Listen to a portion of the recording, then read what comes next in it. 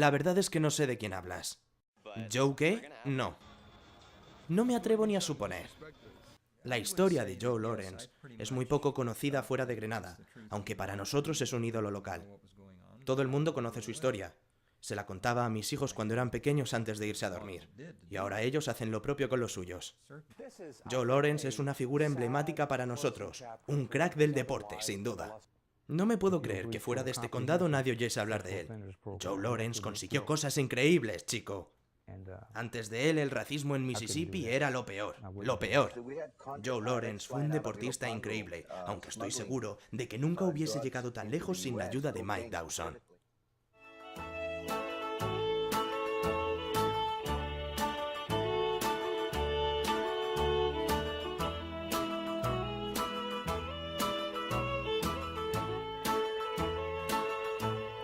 Far across deep blue waters lives an old German's daughter by the banks of the old river Rhine, where I loved her and left her, but I can't forget her. I miss my pretty Fraulein, Fraulein, Fraulein, look up. Mike Dawson era un viejo cascarrabias que entrenaba a un viejo equipo local de atletismo que nunca había logrado nada.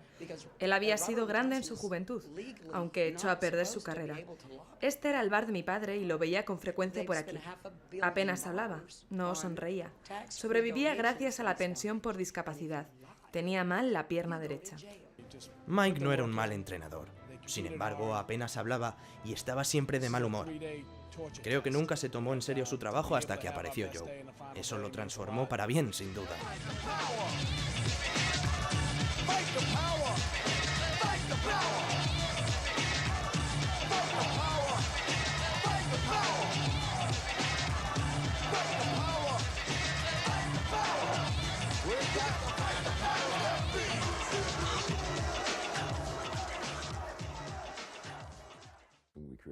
Conocí a Joe cuando era muy chico, cuando teníamos 16 años. Yo ya llevaba un tiempo metido en los Black Sox y al principio pensé que no encajaría entre nosotros. Era extremadamente tímido, no se atrevía a mirar a la gente a la cara, aunque era muy responsable.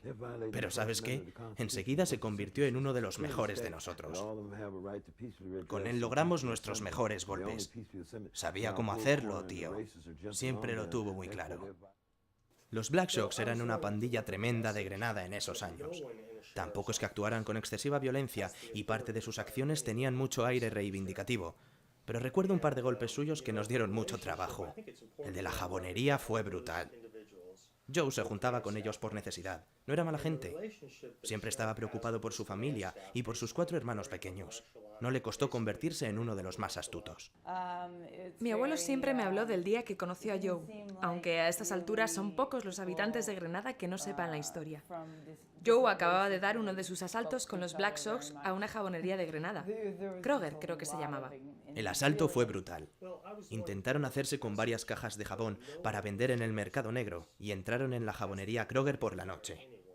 Uno de los nuestros los vio y todos salieron huyendo. Alguno de ellos incluso corría con una caja llena de jabones. La banda, los Black Sox, eran rápidos. No era fácil despistarlos, pero ellos siempre lograban salir ilesos. Nos superaban. Joe pasó por delante del bar que frecuentaba mi abuelo. Él lo vio por la ventanilla y supo inmediatamente que ese chico valía. Joe consiguió despistar a la policía, pero mi abuelo le alcanzó cuando ya se creía a salvo. Recuerdo que siempre se reía contando esta historia. Mike le dijo: «Hijo, ahora solo tienes 2 posibilidades. O te acercas el próximo lunes al gimnasio y te conviertes en la primera promesa negra del estado de Mississippi, o te tomas unas vacaciones en la cárcel del condado». Mi hermano siempre estuvo muy preocupado por nosotros, por la familia. Esa noche llegó a casa con los pantalones manchados, oliendo a jabón y sudando como un cerdo. Siempre lo recordaré. Nos dijo que iba a empezar a hacer atletismo y que su entrenador le había conseguido un puesto en la gasolinera del barrio. Mi madre casi se echó a llorar. Joe se pasó por la pista un lunes. Me extrañaba ver a un negro entrenando allí, pero Mike tenía muchas esperanzas depositadas en él. El movimiento por los derechos civiles había conseguido que las competiciones fuesen abiertas para todos, pero todavía no estábamos acostumbrados a ver gente de color entre nosotros. El chico realmente tenía talento. No podía ni siquiera levantar pesas de 60 kilos, pero tenía una velocidad increíble. La primera vez que vimos a Joe fue en el campeonato del condado de Grenada. Joe llamaba la atención por su color y por su talento. Brian Bay, el líder de nuestro equipo, pronto empezó a tenerle tirria. A pesar de sus buenos resultados, Joe no suponía una amenaza para nuestro número 1. Todavía. Brian nunca soportó a Joe, eso es cierto.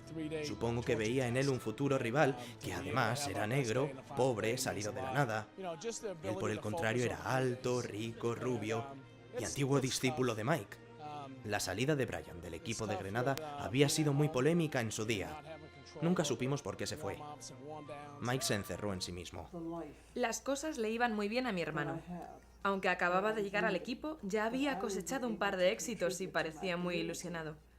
Incluso su trabajo en la gasolinera, por mucho que le explotaran, nos daba para comer y vivir tranquilamente.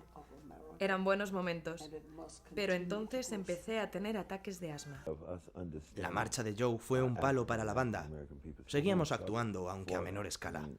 Nos alegrábamos mucho por su éxito e incluso hicimos pancartas para animarlo en las carreras que hizo.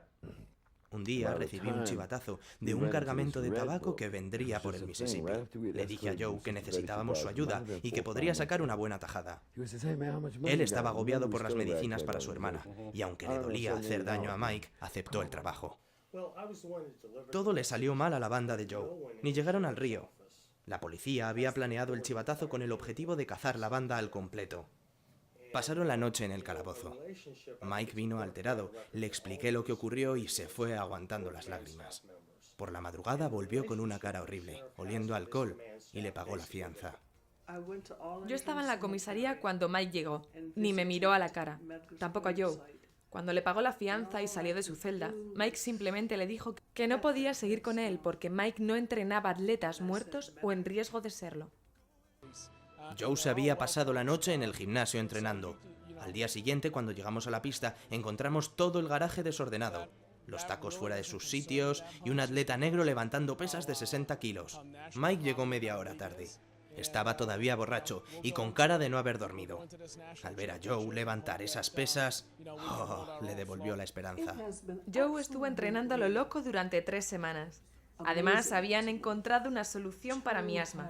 Las próximas carreras intercondales premiaban con bastante dinero a los 3 primeros clasificados. Joe sabía que podía ganarlas, y Mike también. Nunca había visto a nadie entrenarse con tanta pasión. Realmente Joe dio lo máximo para salir adelante y empezó a ganar. Sus éxitos empezaron a conquistar el corazón de la gente.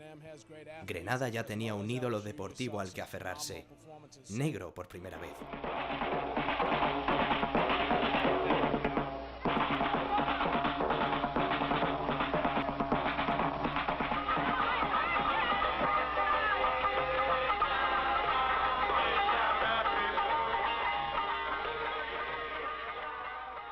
Lo de Grenada y Joe fue increíble. En mitad de todos aquellos movimientos raciales, cuando Mississippi todavía no había asimilado la perfecta igualdad entre derechos humanos entre negros y blancos, aparece Joe Lawrence, un afroamericano que había sido delincuente, muy pobre. La gente enloqueció. Joe Lawrence luchaba por algo, por Grenada, por la gente de su pueblo y también por los derechos de los afroamericanos. Pronto empezaron a aparecer pintadas y pancartas por toda la ciudad en apoyo de Joe. Muchos blancos también salieron a apoyarlo. La premisa era: puede ser negro, pero es nuestro negro. Joe pronto empezó a conseguir resultados. Lo primero, convenció a mi abuelo Mike para que dejara la bebida. Joe siempre le decía que no sería nunca entrenado por borrachos.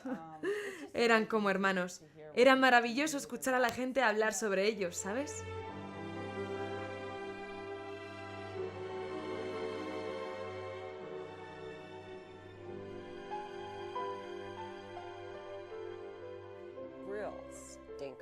Me enteré de la importancia de Joe aunque estuviese lejos.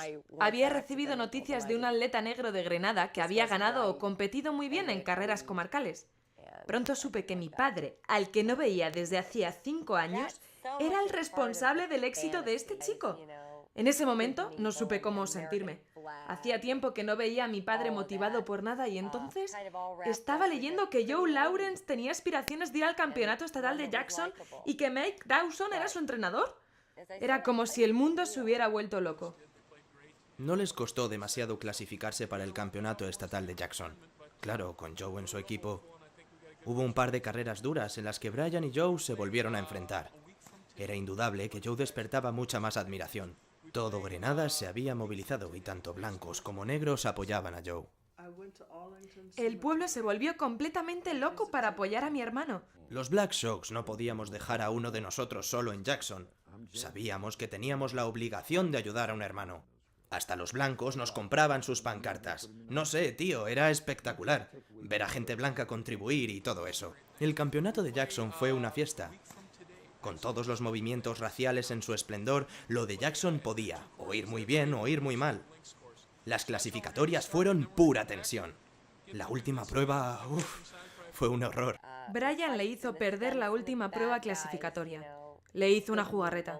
Al terminar la carrera, Joe lo primero que hizo fue quitarse las zapatillas. Pasaba algo con sus tacos, no sé. Nunca quedó claro. Se abalanzó sobre Brian y empezó a pegarle. Se le veía cabreado, aunque se había clasificado para la gran final de cualquier forma.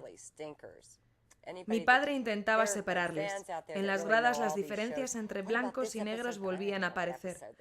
Fue un enfrentamiento más allá de la pista. Mi padre gritaba a Joe, le dio un puñetazo. Recuerdo la cara de decepción de Joe. Salió decidido del estadio. Mi padre detrás. Debieron tener una discusión fuerte. Mi hermano no entendía nada. Se sentía traicionado por su propio entrenador. Su mayor rival era un tramposo, pero nadie le entendía. Estaba hundido. La injusticia siempre lo había indignado. No sé mucho. Sé que busca a mi padre por las instalaciones, pero nadie lo había visto. Pasé por el recibidor del hotel y lo vi allí, sentado frente a un vaso de alcohol. Me hundí. Mi padre volvía al infierno de la bebida. Me marché llorando. Pero claro, no fue hasta mucho más tarde cuando supe que nunca lo había tomado. En Grenada escuchábamos la radio. Los blancos y los negros por primera vez eran mencionados en el mismo programa. La pelea se pasó por alto. Mike estaba muy nervioso. Joe no aparecía. Todo el mundo recogía el dorsal y Mike miraba nervioso a todos, a los corredores, a las gradas, a la entrada. En el último momento, Joe aparece. Recuerdo la sonrisa de Mike. Por fin el trofeo de su vida, el gran regalo. Uno de los suyos en una gran competición. La carrera fue genial. Mi hermano hizo el carrerón de su vida. Apareció en el último momento. No calentó ni estiró. Simplemente recogió el dorsal que le tendió Mike y echó a correr. Y ganó. Y tanto que ganó. Joe corrió como un tigre y llegó el primero. Sin embargo, no se le reconoció el triunfo. Esos malditos blancos se acogieron a la única excusa que tenían y lo descalificaron por llegar tarde y no cumplir las normas. No sé, siempre ganan los blancos. Siempre ganaban los blancos. Nunca se le reconoció el triunfo a Joe Lawrence. Los periódicos del día siguiente ni lo tuvieron en cuenta. Se intentó ocultar el hecho de que un negro, legalmente o no, había llegado antes. El estado de Mississippi sigue sin reconocerlo. ¿Ganó Joe Lawrence la carrera? No. Si él fue desclasificado, además... Pero eso dicen en Grenada.